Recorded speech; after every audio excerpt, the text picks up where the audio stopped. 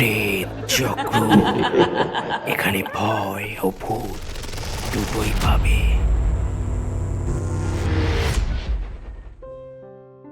নমস্কার, তোমরা যে যেখান থেকে আমাদের ঘটনাটা শুনছো সকলকে একসাথে স্বাগত আছে প্রেত চক্রের 111 নম্বর এপিসোডে। আমি শুভ রয়েছি তোমাদের সাথে। আজ সোমবার বিকাল 6:30টায় তোমাদের জন্য দুটি সত্যি ভৌতিক ঘটনা নিয়ে হাজির হয়েছি। আজকে দুটি ঘটনায় কিন্তু বেশ ভয়ের। আশা করব তোমাদের ভালো লাগবে। আজ এপিসোডের শুরুতেই একটা পিশাচের ঘটনা রেখেছি তোমাদের জন্য। আমাদের একজন শ্রোতা বন্ধু আমাদের ঘটনাটা লিখে পাঠিয়েছে, আর দ্বিতীয় ঘটনা সম্পর্কে আজও কিছু বলবো না, তোমরা শুনে দেখো। আশা করব তোমাদের ভালো লাগবে। আর যদি আমাদের ঘটনাগুলো তোমাদের ভালো লাগে তাহলে প্লিজ একটা লাইক করে দিও, কমেন্ট করে জানিও। আর যদি আমাদের চ্যানেলে নতুন হয়ে থাকো তাহলে চ্যানেলটা সাবস্ক্রাইব করে নোটিফিকেশন বেলটা অন করে দেবে, যাতে যখনই আমি ঘটনা আপলোড করব সবার প্রথমে তোমার কাছে আমাদের নোটিফিকেশনটা পৌঁছে যেতে পারে। চলো, আজ দুটো বেশ জমজমাট ঘটনা তোমাদের জন্য রয়েছে। দেরি না করে প্রথম ঘটনাটা শুনে নেওয়া যাক। প্রথমেই প্রেত চক্রের সকল বন্ধুদের নমস্কার। আশা করি তোমরা সবাই ভালো আছো। আমার নাম দীপু কর্মকার, বর্ধমান থেকে। শুভ, তোমার প্রেত চক্র চ্যানেলের ঘটনাগুলো শুনতে আমার ভালোই লাগে। বিশেষ করে তোমার উপস্থাপনাটা আমার বেশি ভালো লাগে। সত্যি বলতে সত্যি ভৌতিক ঘটনাগুলো গল্পের মতো করে শুনতে বেশ ভালোই লাগে। আমার কাছেও এই রকম একটা বেশ ভয়ঙ্কর সত্যি ভৌতিক ঘটনা আছে। এই ঘটনার কিছুটা অংশে আমিও জড়িত। ঘটনাটা একদম সত্যি, তাই আমি জায়গার নামগুলো গোপন করে যাচ্ছি। আর যারা এই ঘটনার সঙ্গে যুক্ত তাদের নামগুলো গোপন করে আমি ঘটনাটা লিখছি। আমার ছোটখাটো একটা হার্ডওয়্যারের দোকান আছে। মাঝে মাঝে রাত্রে বা ভোর রাতের দিকে লরিতে করে দোকানে মাল আসতো, তাই মাঝে মাঝে আমাকে দোকানে রাতের বেলা থাকতে হতো। আমার দোকানটা ছিল একদম মেন রোডের পাশে। 4 তলা বাড়ি, নিচের তলায় আমার দোকান, আর তার উপরে ফ্যামিলি ভাড়া দেওয়া ছিল। ওই বাড়ির সব ভাড়াটিয়াদের সাথে আমার বেশ ভালোই কথাবার্তা ছিল। ওই বাড়ির 3 তলায় একটা ফ্যামিলি থাকতো। ছেলেটার নাম রানা। কাজের সূত্রে ও এখানে বাড়ি ভাড়া নিয়ে থাকে। সবে মাত্র বিয়ে করেছে, তাই স্ত্রীকে সঙ্গে করে নিয়ে আসছে। রানা যখন বিয়ে করে তার স্ত্রীকে এখানে নিয়ে আসলো, আসার কয়েকদিন পরই ছিল কৌশিকী অমাবস্যা। বর্ধমান থেকে তারাপীঠ খুব দূরে নয়, তাই রানা স্ত্রী বায়না ধরল সে তারাপীঠ ঘুরতে যাবে। সেই বছর কৌশিকী অমাবস্যা পড়েছিল বৃহস্পতিবার। রানা নতুন বউয়ের আবদার মেটাতে তাড়াতাড়ি করে ট্রেনের টিকিট কেটে বউকে নিয়ে তারাপীঠ যাওয়ার জন্য রওনা দিল। ওরা বর্ধমান জংশন থেকে দুপুরের দিকে ট্রেনে ওঠে এবং সন্ধ্যার আগে তারাপীঠে পৌঁছে যায়। হোটেল এখান থেকেই বুক করা ছিল, তাই কোনো অসুবিধা হয়নি। ওই দিন সন্ধ্যাবেলায় তারা মন্দিরে না গিয়ে তারাপীঠের মহাশ্মশানে ঘুরতে যায়। ঠিক করে পরদিন ভোরবেলা পুজো দিতে যাবে। পরদিন সারাদিন ঘোরাঘুরি করবে। তারপরের দিন তারা বাড়ি ফিরে আসবে। শনিবার বিকালের দিকে তারা বাড়ি ফিরে আসে। এই ঘটনাটা আমি রানার মুখ থেকে শুনেছি। এবার যেটা লিখব সেটা আমার চোখে দেখা। তারাপীঠ থেকে বাড়ি ফিরে আসার কয়েকদিন পরের ঘটনা। ওই দিন রাতে আমার দোকানে মাল আসবে, তাই আমি ঠিক করলাম ওই দিন রাতে আর বাড়ি ফিরবো না, দোকানেই থেকে যাব। ওই দিন রাতের খাবারটা বাড়ি থেকে এনেছিলাম। রাতে খাওয়া দাওয়া করে দোকানের দরজাটা ভেতর থেকে বন্ধ করে শুয়ে শুয়ে ফোন ঘাটছি। তখন রাত 11:30 কি 11:15 হবে। ওই সময় আমার ফোনে রানার ফোন ঢুকলো। মনে মনে ভাবলাম আমায় এত রাতে ফোন করছে কেন, কিছু গন্ডগোল হয়েছে ভেবে ফোনটা রিসিভ করলাম। রিসিভ করে ফোনটা কানে দিতেই বলল, দীপুদা একটু তাড়াতাড়ি আমার ফ্ল্যাটে আসবে। রানা বলল ওর বউ কেমন একটা করছে, রানা একা ওকে ধরেই রাখতে পারছে না। আমি আসছি বলে ফোন কেটে দিয়ে বাইরে বেরিয়ে যাই। বাইরে থেকে দোকানটা বন্ধ করে সিঁড়ি দিয়ে উপরে উঠতে থাকলাম। ওদের ফ্ল্যাটটা 3 তলায়। ওদের ঘরের সামনে এসে দরজায় টোকা দিতেই রানা দৌড়ে এসে দরজাটা খুলে দেয়। ঘরের ভেতরে ঢুকে দেখলাম চারদিকে সবকিছু এলোমেলো ভাবে ছড়িয়ে আছে। ঘর থেকে কেমন একটা পচা গন্ধ বেরাচ্ছে, অনেকটা মাছ মাছ পচে গেলে যেমন গন্ধ বেরোয় ঠিক সেই রকম গন্ধ। ঘরে ঢুকে দেখলাম ওর বউ মেঝেতে হাত পা ছড়িয়ে বসে নিজের চুল নিজেই টেনে টেনে ছিঁড়ছে আর বিড়বিড় করে কি যেন বকছে। আমি সামনে গিয়ে ডাকতেই আমাকে বেশ কয়েকটা খারাপ কথা বলে। এই সব ব্যাপার দেখে আমার মনে হলো অনেক সময় হাওয়া বাতাস লাগলে এইরকম হয়। পারিবারিক সূত্রে আমি কিছুটা ঝাড়ফুঁক জানতাম, তাই আমি একটু জল পরিয়ে রানার বউকে খাইয়ে দিতে বললাম আর একটু গাটা ঝেড়ে দিলাম। কিছুক্ষণ পর রানার বউ আস্তে আস্তে স্বাভাবিক হতে লাগলো। যখন রানার বউ পুরোপুরি স্বাভাবিক হয়ে গেল তখন সে নিজেই আমার সাথে কথা বলল, আমাকে সেখানে বসতে বলল। কিন্তু আমি বেশিক্ষণ সেখানে থাকলাম না, নিচের দোকানে এসে শুয়ে পড়লাম। পরদিন আর কিছুই ঘটেনি। ওই দিন রাতে হিসাবের কিছু কাজ থাকায় ভাবলাম আজ একটু দেরিতে বাড়ি ফিরব। বসে বসে হিসাব করছি, এমন সময় রানার ফোন আসে। ফোন ধরতেই রানা বলল তার বউ আগের দিনের মতো আচরণ করছে, কিছুতেই ধরে রাখতে পারছে না, এমনকি তাকে উল্টোপাল্টা গালাগালি দিচ্ছে। আজ আমি দোকানটা বন্ধ করে দিয়ে রানাদের ফ্ল্যাটে গেলাম। ফ্ল্যাটে ঢুকে আগের দিনের মতো সেই আঁশটে পচা গন্ধটা আমার নাকে আসলো। রানার বেডরুমে গিয়ে দেখলাম ওর বউ বিছানার উপরে বসে পাগলের মতন আচরণ করছে, মুখ দিয়ে ফ্যানার মতন কিছু একটা গড়িয়ে পড়ছে আর চুলগুলো এলোমেলো ভাবে চারিদিকে ছড়িয়ে আছে। ওই দিনও আগের দিন রাতের মতো কিছুটা জল পরিয়ে আমি রানার হাতে দিলাম। রানা তার বউকে খাইয়ে দিতে চাইল, কিন্তু সে খেতে না চাইলে রানা জোর করে জলটা খাইয়ে দিল। কিন্তু আজ যেন কিছুতেই কোনো কাজ হচ্ছিল না। রানার বউয়ের গলার স্বরটা আজ যেন বেশি ভারী লাগলো। এমন সময় রানার বউ হঠাৎ করে বলতে লাগলো, তোরা আমাকে কিছুতেই তাড়াতে পারবি না, এই মেয়েটাকে আমার বেশ পছন্দ হয়েছে, আমি ওকে আমার সঙ্গে নিয়ে যাব। এই বলে ব্যালকনির দিকে দৌড়াতে থাকে। কোনো মতে আমি আর রানা দুজনে মিলে ওকে ধরে নিয়ে এসে ঘরে বসালাম। দুজনে মিলে যেন কিছুতেই ওকে ধরে রাখতে পারছিলাম না। আমরা দুজন পুরুষ মানুষ, একটা 22 বছরের মেয়েকে ধরে রাখতে পারছি না, তার গায়ে যেন আসরিক শক্তি।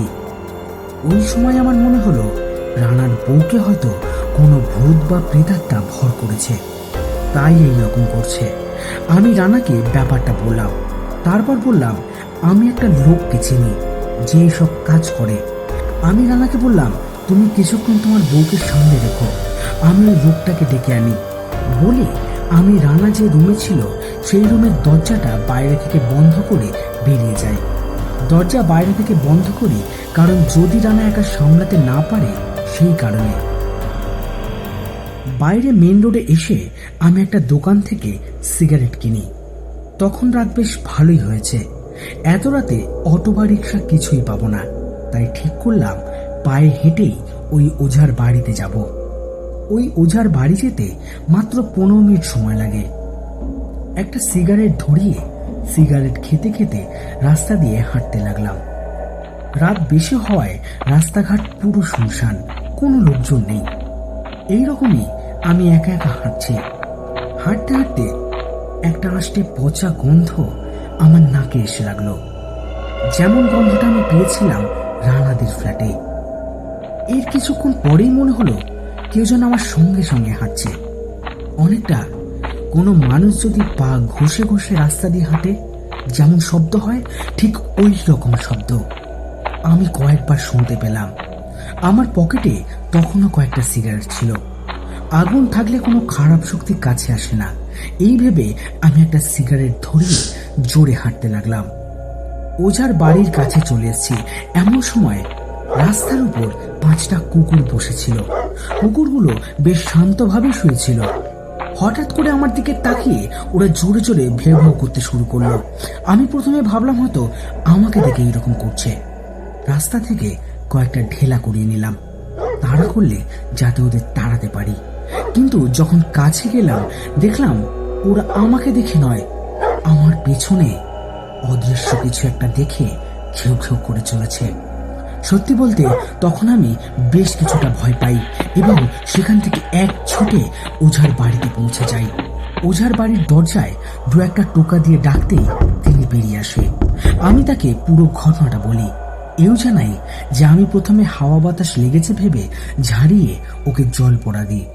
আর রাস্তায় যে ঘটনাটা এখন ঘটে গেল সেই ব্যাপারটাও ওঝাকে জানালাম। ওঝা বলল, তুমি আমাকে ডাকতে আসছিলে, তাই ও তোমাকে বাধা দেওয়ার চেষ্টা করছিল। ওঝা আরো বলল, তুমি তোমার বন্ধুকে ফোন করে দেখো, ওর বউ এখন সম্পূর্ণ ঠিক আছে। ওই আত্মা এখন তোমার পিছু নিয়েছে। আমি রানাকে ফোন করে ওর বউয়ের কথা জিজ্ঞাসা করতেও বলল সে এখন ঠিক আছে, আগের মতো আর পাগলামি করছে না। তারপর ওই ওঝা বলল, আমি তো রাতের বেলা কোথাও যাই না, সকালবেলা যাব। এখন তোমাকে একটা মাদুলি দিচ্ছি, সেটা নিয়ে তুমি পড়িয়ে দাও, তাহলে আজ রাতে আর কোনো পাগলামি করবে না। ওঝা আমাকেও একটা মাদুলি দিল। আমি সেখান থেকে দোকানের দিকে রওনা দিলাম। ফিরে এসে রানার বউকে মাদুলিটা পরিয়ে দিলাম আর বললাম ওঝা কাল সকালে আসবে বলেছে। ওই রাতের মতো আমি দোকানেই থেকে গেলাম আর বাড়ি ফিরলাম না। পরদিন বেলা 10টা নাগাদ ওঝা আসলো। আমি তাকে সঙ্গে নিয়ে রানাদের ফ্ল্যাটে গেলাম। ওঝা রানাদের ঘরে ঢুকেই বলল, ঘর থেকে কেমন একটা আষ্টে পচা গন্ধ বেরোচ্ছে না? উত্তরে আমি বললাম, হ্যাঁ। তারপর ওঝা রানার বউয়ের দিকে একটু এগিয়ে গিয়ে হাতের মাদুলিটা খুলে দিল। খোলার কিছুক্ষণ পরই রানার বউ আবার পাগলের মতন আচরণ শুরু করে। তখন ওঝা তার কাজ শুরু করে। ওঝা রানার বউকে যে প্রেতাত্মা ভর করেছিল তার পরিচয় জানতে চায়।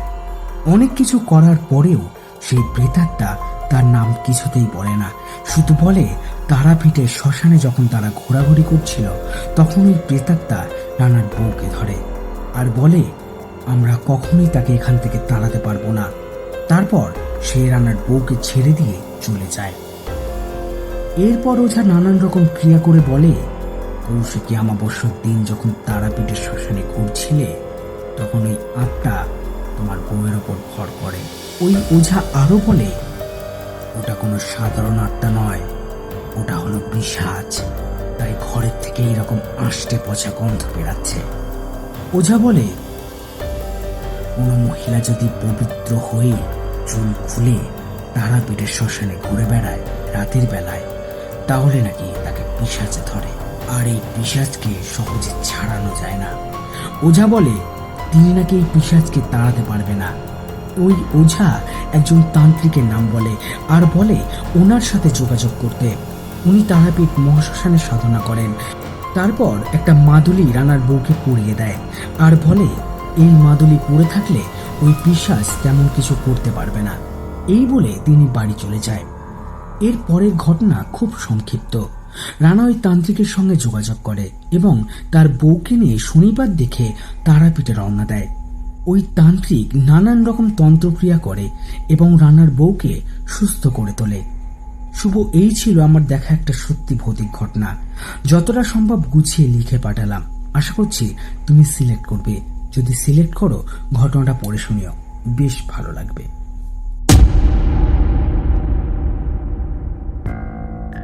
তাহলে প্রথমেই কিন্তু আমরা একটা ভয়ঙ্কর পিশাচের ঘটনা শুনে নিলাম। ঘটনাটা কিন্তু সত্যি অনেক ভয়ের ছিল। আশা করব তোমাদের অনেক ভয় দেখাতে পেরেছি।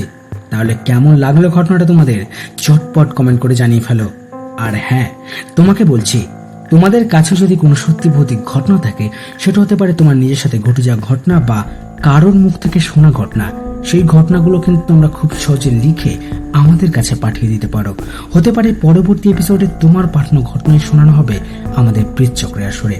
আর যারা যারা আমাদের চ্যানেলে নতুন তারা চ্যানেলটা সাবস্ক্রাইব করে আমাদের পাশে থেকো। আর আমরা একটা ফেসবুক পেজ ওপেন করেছি।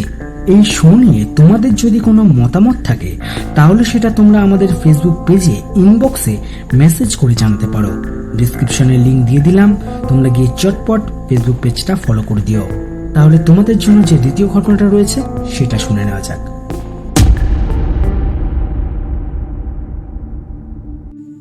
শুভদা, তুমি কেমন আছো? আশা করছি ভালো আছো। আমার কাছে একটা সত্যি ভৌতিক ঘটনা আছে, ওই ঘটনাটা তোমার শেয়ার করলাম। এই ঘটনাটা আমাদের কোম্পানির সিনিয়র কর্মচারী মৌসুমীদের মুখে শোনা। তাহলে দেরি না করে ঘটনাটা লিখছি। অনেক আগের কথা, আমাদের পাড়ায় প্রত্যেক বছর কয়েকজন ছেলে মিলে প্রতি বছর একটা শীতকালীন ভ্রমণের ব্যবস্থা করত। বাসে 5-6 দিনের জন্য বেরিয়ে পড়া হতো। সেবার বিহারের গোটা 3 স্থান ছিল আমাদের লিস্টে। তার মধ্যে ছিল মুঙ্গেরের হনুমান ডোম। আমাদের দলে 4-5 জন মহিলা ছিল। জনহীন একমাত্র পাহাড় ঘেঁষে ময়ূরাক্ষী নদী বয়ে চলেছে। চারপাশে অন্তত 5 কিলোমিটারের মধ্যে কোনো বসতি নেই, নির্জন স্থান। পাহাড়ের মাথায় আছে একটা গেস্ট হাউস। একটা পিচ বাঁধানো রাস্তা পাক খেতে খেতে ওই গেস্ট হাউসে গিয়ে ঠেকেছে। আমাদের উদ্দেশ্য ছিল গেস্ট হাউসে একটা রাত কাটাবো। সকাল প্রায় 11টা নাগাদ আমাদের বাস পাহাড়ের কোলে গিয়ে দাঁড়ালো, কিন্তু গেস্ট হাউস পর্যন্ত যেতে পারল না। কারণ পাহাড়ের পথটা ছোট গাড়ি যাওয়ার মতন সরু পথ। অগত্যা নিচেই বাস দাঁড় করানো হলো, আর সেখানেই টিফিন পর্ব শুরু হলো। রান্নার ব্যবস্থা সঙ্গেই ছিল। টিফিন শেষ করে কয়েকজন বাস নিয়ে বাজারে রওনা দিল, আর বাকিরা পথ ধরল গেস্ট হাউসের। প্রায় 1 কিলোমিটার চড়াই পথ। অপূর্ব দৃশ্য। বুঝলাম কেন এই জায়গাটায় সবাই আসে। আমি এক বৌদির 5 বছরের ছোট্ট ছেলের হাত ধরে বেশ অনেকটাই এগিয়ে গিয়েছিলাম। ওরা তখনও প্রায় অর্ধেক পথ পিছিয়ে। এই পথটা সোজা উঠে গিয়ে মিশেছে বাংলোর সবুজ মাঠের মতন লনের গেটে। কিন্তু আমি অতটা না গিয়ে বেশ কিছুটা নিচেই বাংলোর একটা ছোট্ট দরজা থেকে ঢুকে পড়লাম। ভেতরে খুব বেশি জায়গা নেই, তবে একটা বাঁধানো সিঁড়ি পেলাম। আবছা আলোয় মাথা নিচু করে সাবধানে বাচ্চাটার হাত ধরে ধরে সিঁড়ি বেয়ে উঠছি। হঠাৎ মনে হলো কেউ একজন ওপর থেকে তড়িঘড়ি আমাদের পাশ কাটিয়ে নেমে গেল। আমি মাথা তুলে সঙ্গে সঙ্গে পেছনে ঘুরে তাকালাম, কিন্তু কোথাও কেউ নেই। মনে কেমন খটকা লাগলো, কিন্তু ঠিক ভৌতিক কিছু মনে আসেনি। আবার উঠতে থাকলাম। সিঁড়ি গিয়ে ঠেকেছে বাংলোর বেশ চওড়া লম্বা বারান্দায়। ওই বারান্দার একপাশে পরপর 6টা ঘর, বাথরুম সহ, আর একপাশে সবুজ লন।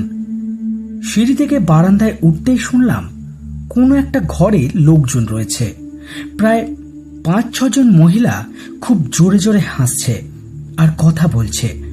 শুনে এমনটাই মনে হলো। আমি পরপর প্রত্যেকটা ঘরের দরজায় গেলাম, কিন্তু কোথাও কাউকে দেখতে পেলাম না। কিন্তু যে ঘরের সামনেই যাচ্ছি, মনে হচ্ছে পাশের ঘর থেকেই আওয়াজটা ভেসে আসছে।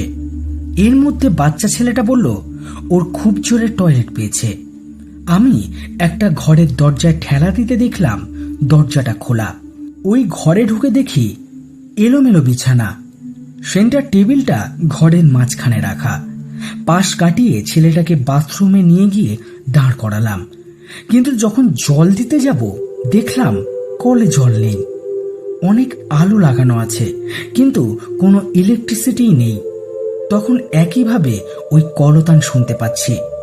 এরপর সারা বাড়ি তন্ন তন্ন করে ঘুরে দেখলাম, কিন্তু আর কোথাও কোনো ঘর নেই। এবার কেমন যেন সন্দেহ লাগতে শুরু করলো। বাচ্চাটার হাত ধরে নেমে গেলাম নিচে। এরপর আরো কয়েকজন ছেলে মেয়ে উপরে উঠে আসে।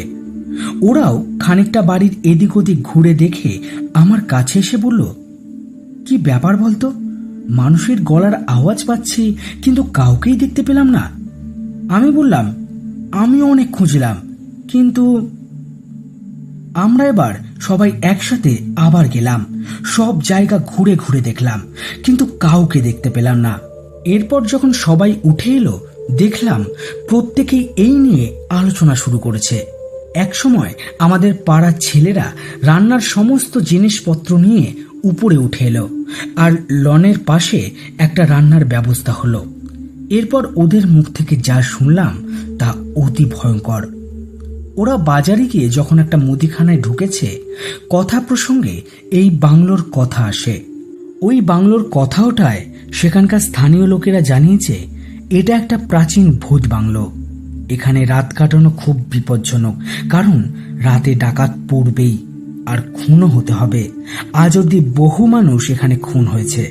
রাতে ডাকাত দল আসে, পুরুষদের কেটে টুকরো টুকরো করে নদীতে ফেলে দেয় আর মেয়েদের নিয়ে সারা রাত কাটিয়ে ভোরে মেয়েদেরও খুন করে সব টাকা পয়সা গয়নাগাটি নিয়ে চম্পট দেয়। শুভদা, এটাই ছিল আমার শোনা একটা ঘটনা। আশা করছি এই ঘটনাটা তোমার ভালো লাগবে, তুমি সিলেক্ট করবে। যদি সিলেক্ট করো পড়ে শোনাও, আমার খুব ভালো লাগবে।